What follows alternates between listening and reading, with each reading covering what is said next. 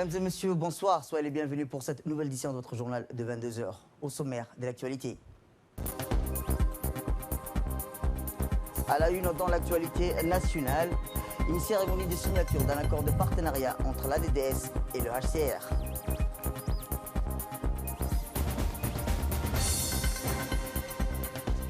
Et enfin, dans l'actualité internationale, les 27 doivent se retrouver ce lundi pour un 4e jour. C'était les titres. Merci si vous nous rejoignez. Le ministre de l'Intérieur, M. Moumin Ahmed Cher, a reçu la représentante du Programme alimentaire mondial à Djibouti, Mme Lumitinda Chimuka, venue lui rendre une visite d'adieu à l'occasion de la fin de sa mission. Lors de cette entrevue, le ministre de l'Intérieur a salué le travail effectué par la représentante durant son séjour à la République de Djibouti. Le ministre a remercié la représentante toute l'aide que son institution a apporté aux plus vulnérables et aux différents réfugiés accueillis par notre pays. La représentante a exprimé sa gratitude aux autorités djiboutiennes pour le soutien qu'il a eu durant son mandat afin d'accomplir au mieux de sa mission.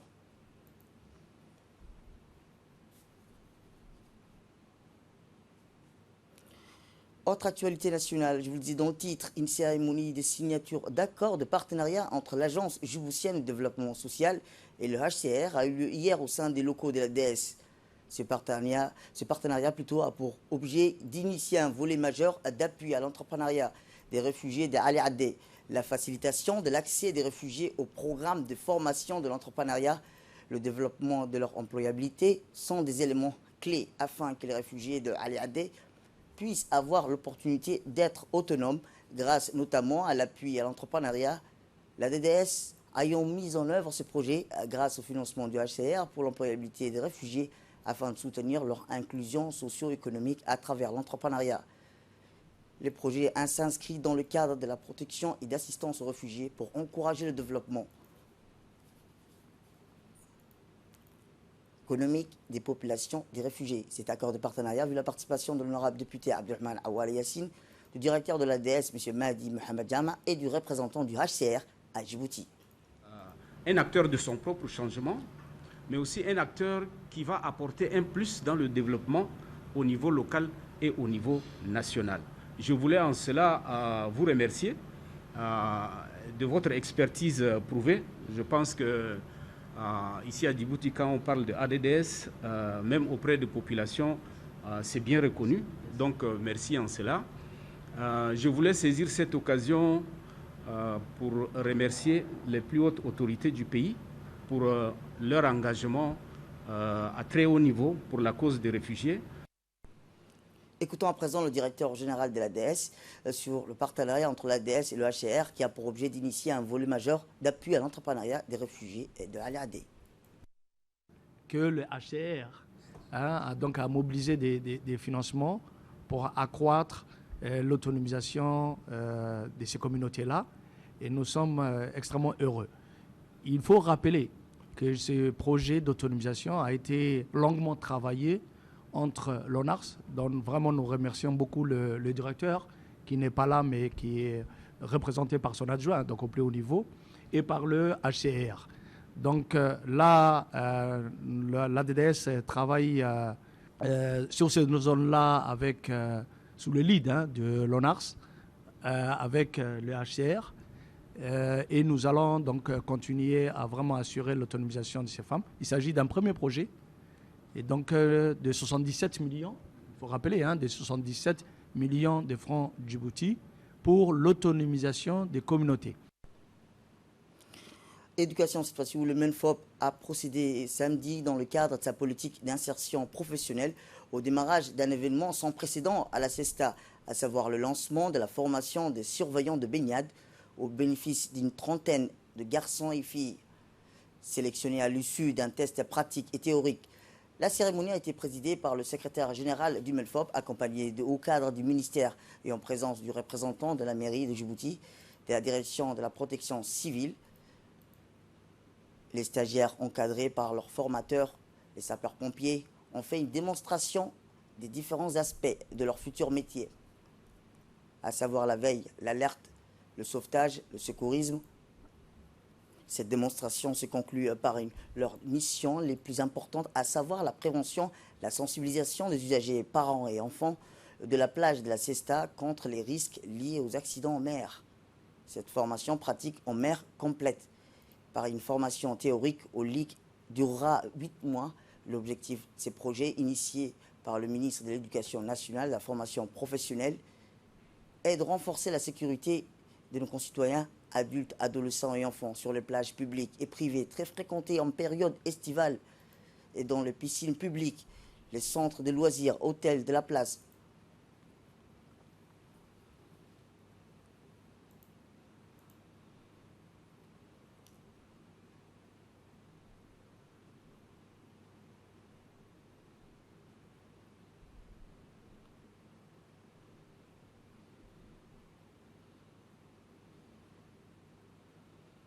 La mairie est heureuse de participer aujourd'hui au lancement de ce nouveau métier auprès de Monfop, auprès de son secrétaire général. Ce nouveau métier va sauver des vies, va sauver des vies directement. Tous les métiers sauvent des vies, mais ce métier va sauver directement des vies.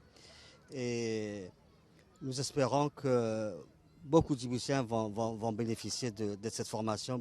Et la mairie ne peut que souhaiter bon vent à ce métier. Merci. Comme je vous le disais, l'objectif de cette formation est de créer une synergie afin que chaque département procède dans le domaine qui le concerne à la sensibilisation de la population dans les plages publiques contre les risques liés à la mer, contre les risques liés à la pandémie du Covid-19 et pour la protection de l'environnement. Écoutons le secrétaire général du ministère de l'Éducation nationale. Nous sommes très heureux de lancer la formation des surveillants de baignade. Une formation qui va se clôturer avec un certificat de formation professionnelle surveillant de baignade et qui va durer 6 mois d'intense formation. Cette formation répond à un objectif du ministère, c'est offrir les formations professionnelles qui sont porteuses d'insertion professionnelle, et cette formation a un débouché énorme, puisque aujourd'hui sur le terrain, au niveau des plages, mais au niveau de beaucoup de piscines, ces métiers n'existaient pas. Et donc aujourd'hui, nous espérons que nous allons répondre à ces besoins d'embauche de jeunes. Et cette formation donc, voudrait répondre à cet objectif. Autre actualité dans ce 22 heures, c'est aussi dans le cadre de la célébration du 3e anniversaire de l'inauguration de la Fondation IOG, en collaboration avec le ministère de la Femme et de la Famille, l'Union nationale des femmes djiboutiennes et la direction de la Fondation ont organisé la première édition d'un méga kermesse pour enfants à besoins spéciaux et une exposition des tableaux d'art, le tout dédié au président de la République ainsi qu'à la première dame, Mme Khadra Mohamed Haïd. C'est dans un décor bien planté, rien ou presque n'aura manqué au succès de cette journée festive qui a démarré par la lecture d'un verset du Saint-Coran, suivi de l'hymne national. Ensuite, ce fut au tour des intervenants qui ont interprété des poèmes, sketchs, chansons et danses traditionnelles pour rythmer l'ambiance de la salle. Et pour clore en apothéose cette journée, les femmes de la cité Nassib ont procédé au lancement de la caisse mutuelle, ainsi que le gâteau a été coupé et des cadeaux ont été offerts aux enfants de la part de la ministre de la Femme et de la Famille, de la secrétaire générale de l'UNFD, ainsi que les hautes personnalités du gouvernement et des partenaires.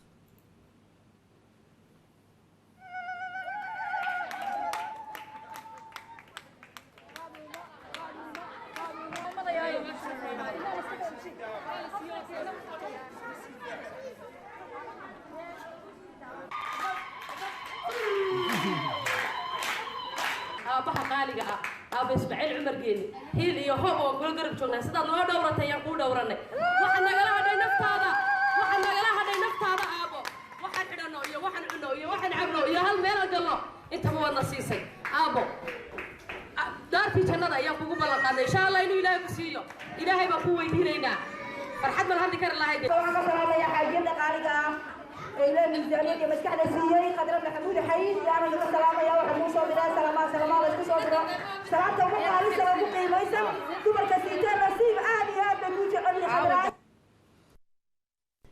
Autre actualité, après une longue interruption en raison de l'épidémie du Covid-19, les activités ont repris de couleurs des plus belles manières dans les différents CDC de la capitale, en commençant par les nettoyages et les peintures. Le CDC Hadidi n'est pas en reste et reprend ses programmes de l'année pour ses adeptes des activités sportives, culturelles, sociales, éducatives, tout en mettant en place toutes les barrières de sécurité sanitaire telles que les lavages des mains avec le savon et des gels hydroalcooliques recommandés par la direction du CDC. Tous les moyens nécessaires pour permettre aux utilisateurs d'utiliser les CDC, c'est-à-dire le respect des mesures barrières, en mettant des seaux de lavage des mains et des gels hydroalcooliques. En plus ça, on fait des séances de sensibilisation pour permettre de lutter contre le Covid-19. À Tadjoura, cette fois-ci, une activité sportive, à savoir l'athlétisme vitesse, a été organisée samedi dernier à Tadjoura. Ces activités sportives sont prévues dans le cadre de l'épanouissement de la jeunesse, également de lutte contre la délinquance juvénile. En effet, on prit part à des activités sportives sous le préfet de Randa, M. Adel Mohamed Daoud, et la jeunesse, ainsi que les sages de Randa. Cette journée riche en cérémonies culturelles est couronnée de succès. Les athlètes sont bien récompensés de leurs efforts physiques et sont très motivés pour renouveler une journée similaire dans la prochaine édition. Pour terminer, la sous-direction régionale a remercié toutes les associations bénévoles de Randa qui ont apporté assistance à la réussite de cette journée. Sans répit, après l'athlétisme, place au football. Le tournoi de football est lancé en effet sous la direction du secrétariat à la jeunesse et au sport de Tadjoura, en collaboration avec la jeunesse de Randa, a officiellement célébré le lancement du tournoi d'été pour l'année 2020. Cette compétition opposera plusieurs clubs de la sous-préfecture de Randa et ses localités périphériques. Dans sa politique de lutte contre l'oisiveté, la délinquance juvénile, le secrétariat d'État à la jeunesse et au sport profite également de cette occasion en or qui consiste pour réunir la jeunesse dans une ambiance inouïe, mais aussi pour détecter les jeunes talents pour les promouvoir à avenir sportif radieux. Et dans l'actualité internationale, je vous dis dans le titre, au cours du dîner des dirigeants des 27 Européens, le président français Emmanuel Macron a même dénoncé la mauvaise volonté des États dits frugaux, c'est-à-dire les Pays-Bas, l'Autriche, la Suède, le Danemark et la Finlande. Même si tout le monde est d'accord sur le principe du plan de relance, des discussions butent sur plusieurs points, dont le projet initial, les subventions ou dons devraient s'élever à 500 milliards d'euros. Et dans l'Afrique, la République démocratique du Congo est secouée par une nouvelle vague d'Ebola. L'OMS dit inquiet pour les montants de l'usage adéquat des fonds alloués à la lutte contre les virus. Depuis le 1er juin, la 11e épidémie de fièvre hémorragique Ebola se répand dans la région de l'équateur nord-ouest en République démocratique du Congo. Alors qu'elle avait déjà suivi 54 cas, 33 décès d'Ebola en mai et juillet. La ville de Montka, capitale de la province, était très nouveau touchée. C'est la fin de cette édition. Merci à vous de nous avoir suivis. Restez avec nous pour la suite de nos programmes télévisés.